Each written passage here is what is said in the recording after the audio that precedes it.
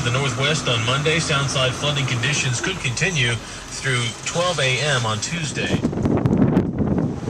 Time to close the shutters. The only reason I'm closing the shutters is not because I'm worried about the windows, I'm worried about the shutters.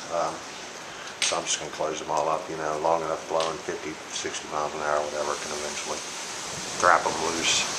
But just show you how they work real quick. That side.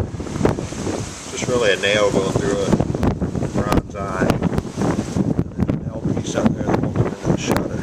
So I'll pull this thing shut. And what's cool is it can all be done from the inside. No ladders, no nothing. Pull them shut and screw them from the inside.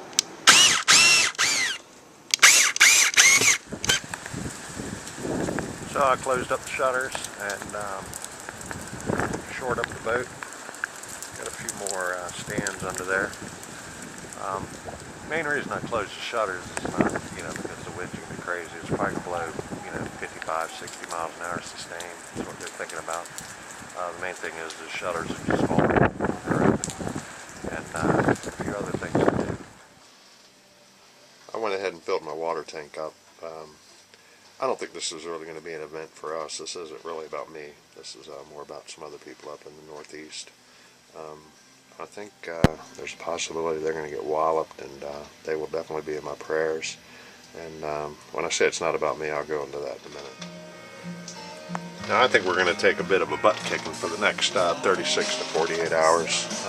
But I don't really anticipate a power outage, but I don't know whether it could go out or not. But, you know, just as a precaution, I'm going to go ahead and charge everything up. It hadn't been the best days for solar, and not that I had to do a lot of charging, but just get everything topped off, including like my drill and flashlight batteries. So it's not crazy yet, but it's going to get crazy. It's going to get fun. It's going to blow hard for a while, and it'll be interesting. I always have this door shut. Very good reason for that, because I keep it climate controlled in here for the guns and stuff like that. So I'm also just doing my stuff on my generator. Things like the oil. Look at that, boy. Looks like it's right out of the can. Gotta love that. Check coolant. Make sure she's ready to go. You never know. I don't anticipate using it, but if it happens, I want it ready to go. So don't think for a second that I said, oh boy, there's a storm coming, and went and kicked the cobwebs off my generator. I think that's a big mistake that a lot of people make. I generally run this thing at least every 2 weeks, or maybe every month at the longest. But I do try to pay attention to it. So let's start the girl up.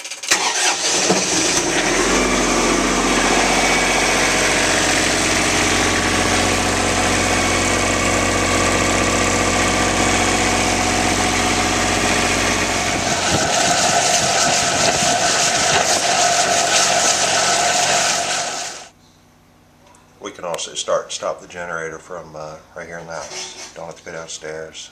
Don't have to worry about that thing. It takes care of itself. It's all protected. It's actually designed to be inside. And it's actually right down there. And you can hardly hear it. You can feel it in your feet, but you can't hear it. So yeah, it's pretty quiet. I like it. I just feel bad for people that are going to have the power out for so long.